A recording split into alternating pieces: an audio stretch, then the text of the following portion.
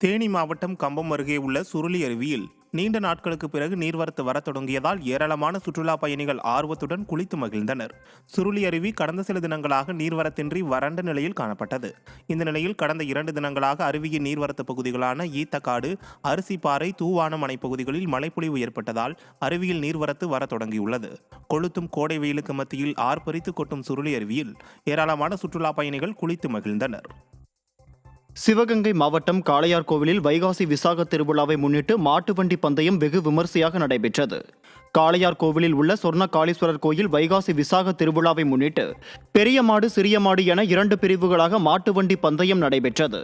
இதில் சிவகங்கை, ராமநாதபுரம், புதுக்கோட்டை, திண்டுக்கல், மதுரை ஆகிய மாவட்டங்களைச் சேர்ந்த 37 ஜோடி மாடுகள் பங்கேற்றன. இந்த மாட்டு வண்டி பந்தயத்தை ஏராளமான பொதுமக்கள் சாலையின் இருபுறமும் நின்று கண்டுகளித்தனர். சேலம் மாவட்டம் ஏற்காட்டில் பூத்து குலுங்கும் பல வண்ண மலர்களை சுற்றுலா பயணிகள் கண்டு ரசித்து புகைப்படங்கள் எடுத்துச் சென்றனர். ஏழைகளின் ஊட்டி என்று அழைக்கப்படும் ஏற்காட்டில் கோடை விடுமுறையை முன்னிட்டு சுற்றுலா பயணிகளின் வருகை அதிகரித்துள்ளது. இந்த நிலையில் சுற்றுலா பயணிகளின் கண்களுக்கு விருந்தளிக்கும் விதமாக அண்ணா பூங்கா, தாவரவியல் பூங்கா, ரோஜா பூங்காக்களில் பல வண்ண மலர்கள் பூத்து குலுங்கி உள்ளது. இதனை சுற்றுலா பயணிகள் கண்டு ரசித்து தங்கள் குடும்பத்துடன் புகைப்படங்களை எடுத்து மகிழ்ந்தனர். சர் ஆர்தர் காட்டனின் 221வது பிறந்தநாளை முன்னிட்டு தமிழ்நாடு காவிரி உழவர்கள் பாதுகாப்பு சங்கத்தினர் அவரது சிலைக்கு மாலை அணிவித்து மரியாதை செலுத்தினர். திருச்சி மாவட்டம் முக்கொம்பில் மேலணை மற்றும் தஞ்சாவூர் மாவட்டம் அணைக்கரையில் கீழணை கட்டி புதிய நீர் மேலாண்மை திட்டத்தை உருவாக்கிய இந்திய நீர்ப்பாசனத்தின் தந்தை என்று அழைக்கப்படும் சர் ஆர்தர் காட்டனின் 221வது பிறந்தநாள் இன்று கொண்டாடப்பட்டது. இந்த நிலையில் தஞ்சாவூர் மாவட்டம் பூதலூர் அடுத்த கல்லணையில் அவரது திருவுருவ சிலைக்கு தமிழ்நாடு காவிரி உழவர்கள் பாதுகாப்பு சங்கத்தினர் மலர் தூவி மரியாதை செலுத்தினர். சிவகங்கை மாவட்டம் திருப்பத்தூரில் சிறிது நேரம் மட்டும் லேசான மழை பெய்ததால் பொதுமக்கள் கவலையடைந்தனர். திருப்பத்தூர் பகுதியில் 1 மாதமாக வெயில் வாட்டி வந்த நிலையில் சிறிது நேரம் மட்டும் லேசான மழை பெய்து சாலைகளை மட்டும் நனைத்து சென்றது. அதிகப்படியான மழையை எதிர்பார்த்திருந்த நிலையில் பெய்த இந்த லேசான மழையால் விவசாயிகள் மற்றும் பொதுமக்கள் ஏமாற்றம் அடைந்தனர்.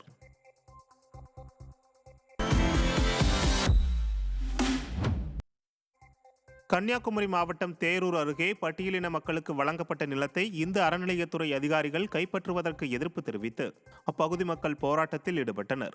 தேரூர் பேரூராட்சிக்குட்பட்ட சங்கரன்புதூர் பகுதியில் 500 ஆண்டுகளுக்கு முன்பு பட்டியலின மக்களுக்காக வழங்கப்பட்ட நிலத்தில் அப்பகுதி மக்கள் முப்பிடாதி முத்தாரம்மன் கோயில் கட்டி வழிபட்டு வருகின்றனர். இந்த நிலையில் அந்த கோயிலையும் கோயிலுக்கு சொந்தமான நிலத்தையும் தற்போது இந்து அறநிலையத்துறை கைப்பற்ற நினைப்பதாக பகுதியினர் குற்றம் சாட்டியுள்ளனர். மேலும் இந்த கோயில் நிலத்தை கைப்பற்றி அதன் மூலம் கிடைக்கும் வருமானத்தை எடுக்க முயற்சிக்கும் இந்து அறநிலையத்துறையை கண்டித்து அப்பகுதி மக்கள் கோயில் முன்பு போராட்டத்தில் ஈடுபட்டனர்.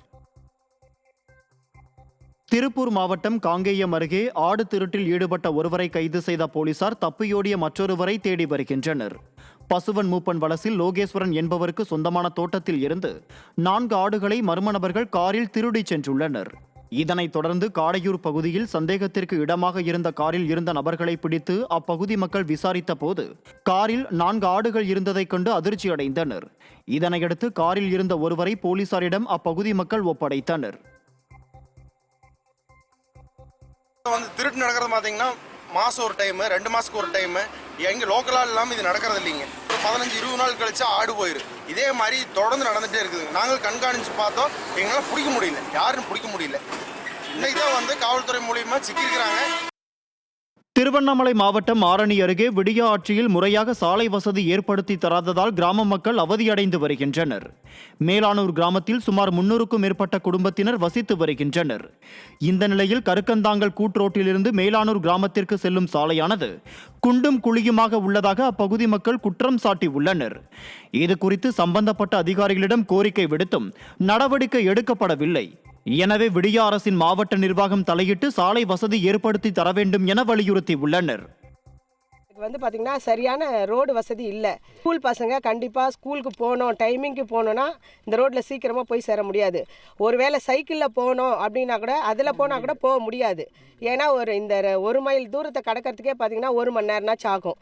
அந்த அளவுக்கு எல்லா ஜல்லிக்கல் எல்லாமே ஓப்பன் ஆகி கிடக்குது. எந்த பொருள் வாங்கினாங்களும் நாங்கள் திருமணிக்கு போனோம். ஸ்கூல் பிள்ளைங்களுக்கு போகிறதுக்கு வசதி இல்லை சார். குழந்தைங்க கீழே வீந்து போகுதுங்க சார். சைக்கிளில் போனாலும் கீழே வீது, டூ வீலர் போனாலும் கீழே வீதுங்க சார். எங்களுக்கு